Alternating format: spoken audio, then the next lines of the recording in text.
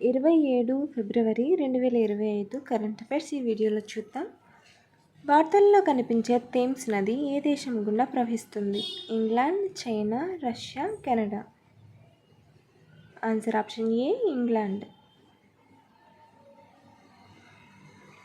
40 సంవత్సరాల భాస్వరం స్థాయిలు తగ్గినప్పటికీ వాతావరణ మార్పు థేమ్స్ నదిలో ఆల్గవ్ పుష్పాలను పెంచుతోందని ఒక కొత్త అధ్యయనం చూపిస్తుంది. థేమ్స్ నది దక్షిణ ఇంగ్లాండ్లో 346 కిలోమీటర్లు నది.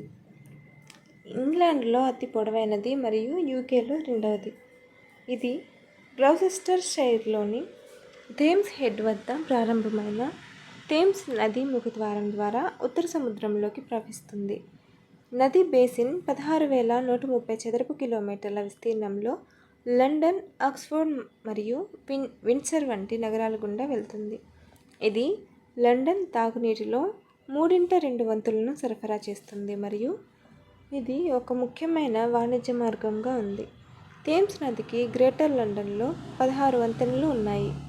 వాటిలో గోల్డెన్ జూబ్లీ మరియు మిలీనియం వంతెనలు ఉన్నాయి. ట్రైఫెడ్ అనేది ఏ మంత్రిత్వ శాఖ పరిధిలోని సంస్థ? సాంస్కృతిక మంత్రిత్వ శాఖ, వ్యవసాయ మంత్రిత్వ శాఖ, గిరిజన వ్యవహారాల మంత్రిత్వ శాఖ, పర్యాటక మంత్రిత్వ శాఖ. ఆన్సర్ ఆప్షన్ సి, గిరిజన వ్యవహారాల మంత్రిత్వ శాఖ. గిరిజన వ్యవస్థాపకత మరియు ఆర్థిక చేరికను ప్రోత్సహించడానికి TRIFED, Reliance retail, HCl foundation మరియు టొరాజమేలో ఇండోనేషియాతో అవగాహన ఒప్పందాలు కుదుర్చుకుంది. గిరిజన వర్గాలకు మద్దతు ఇవ్వడానికి భారత ప్రభుత్వ గిరిజన వ్యవహారాల మంత్రిత్వ శాఖ కింద tribal cooperative marketing development federation of India limited TRIFED పనిచేస్తుంది. ఇది ఆగస్టు 1987లో బహుళ రాష్ట్ర సహకార సంఘాల చట్టం 1984 కింద స్థాపించబడింది. సామాజిక, ఆర్థిక పరిస్థితులను మెరుగుపరచడానికి ఈ సంస్థ గిరిజన ఉత్పత్తుల మార్కెటింగ్ను ప్రోత్సహిస్తుంది. దీని ఆదేశంలో గిరిజనులు సేకరించిన లేదా పండించిన మైనర్ ఫారెస్ట్ ప్రొడ్యూస్ మరియు మిగులు వ్యవసాయ ఉత్పత్తి శాప్ వాణిజ్యాన్ని సంస్థాగతీకరించడం కూడా ఉంటుంది.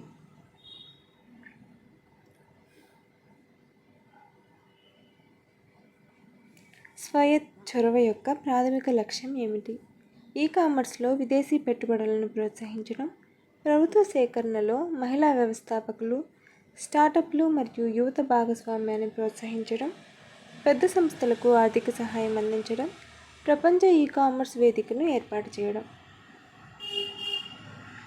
ఆన్సర్ ఆప్షన్ బి, ప్రభుత్వ సేకరణలో మహిళా వ్యవస్థాపకులు, స్టార్టప్లు మరియు యువత భాగస్వామ్యాన్ని ప్రోత్సహించడం. ప్రభుత్వ ఈ-మార్కెట్ ప్లేస్ న్యూఢిల్లీలో స్టార్టప్లు, మహిళలు మరియు యువత ప్రయోజనం ద్వారా ఈ-ట్రాన్సాక్షన్స్ చొరవ యొక్క 6 ఏళ్ల వేడుకలను జరుపుకుంది.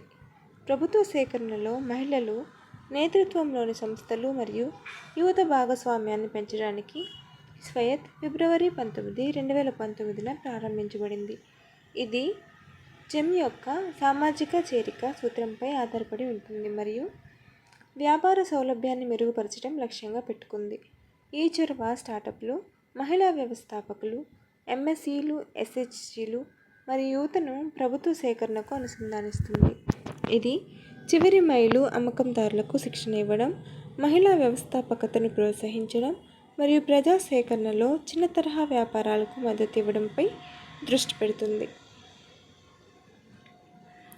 పంచ్ మిషన్ ఏ అంతరిక్ష సంస్థ యొక్క చొరవ? European Space Agency, National Aeronautics and Space Administration, Japan Aerospace Exploration Agency, Indian Space Research organisation.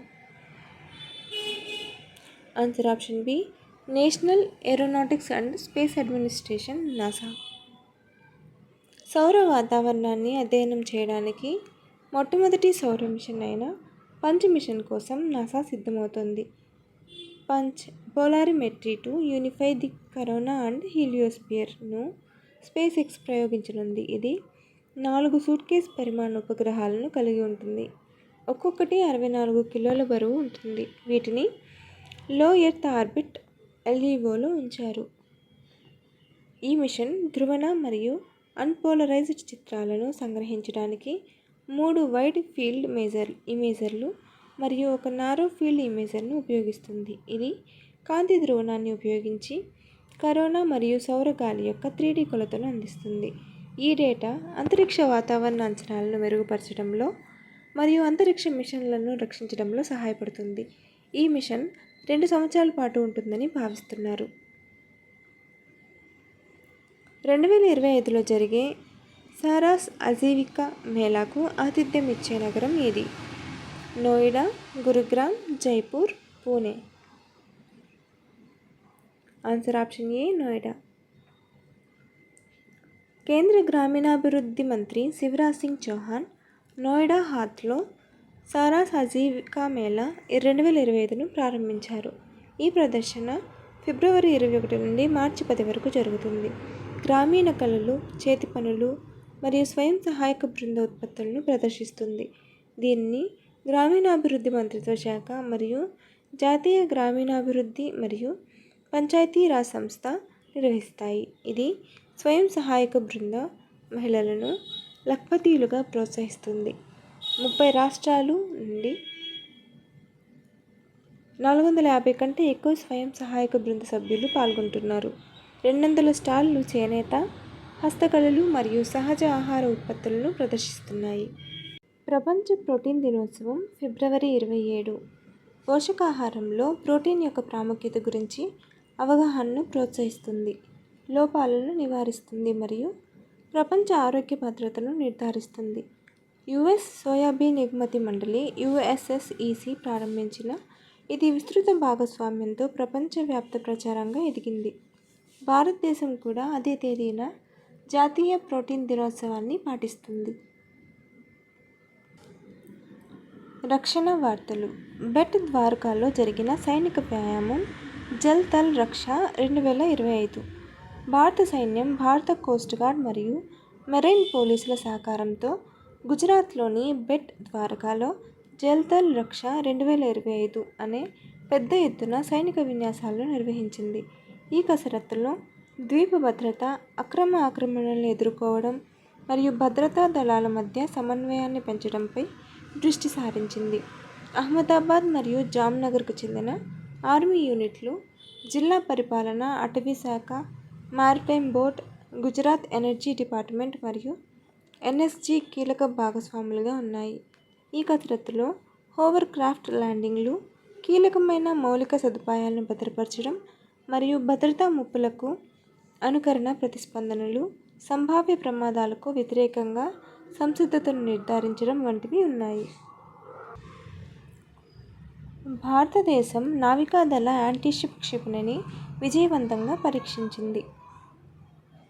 Odisha తీరంలోని చాందీపూర్ నుండి భారతదేశం తన రకమైన మొట్టమొదటి నావల్ యాంటీషిప్ క్షిపణి పరీక్షను విజయవంతంగా నిర్వహించింది. ఈ క్షిపణిని ఇండియన్ నావల్ సీకింగ్ హెలికాప్టర్ నుండి ప్రయోగించారు మరియు దాని ఖచ్చితమైన దాడి సామర్థ్యాన్ని విజయవంతంగా ప్రదర్శించారు. ఈ విజయం భారతదేశ రక్షణ మరియు నావల్ యుద్ధ సామర్థ్యాల్లో ఒక ముఖ్యమైన మైలురాయిని సూచిస్తుంది.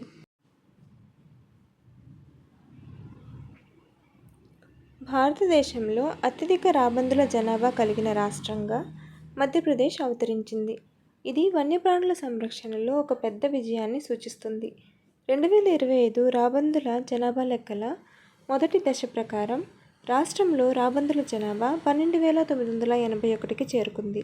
ఇది 2024లో 10,845 మరియు 2019లో 8,397 నుండి గణనీయమైన పెరుగుదల. ఈ స్థిరమైన పెరుగుదల సంవత్సరాలుగా అమలు చేయబడిన పరిరక్షణ చర్యల ప్రభావాన్ని హైలైట్ చేస్తుంది. 2016లో ప్రారంభమైన రాబందుల జనాభా గణన జనాభా ధోరణులను ట్రాక్ చేయడంలో మరియు ఈ ముఖ్యమైన స్కావెంజర్ల మనుగడను నిర్ధారించడంలో కీలక పాత్ర పోషిస్తుంది.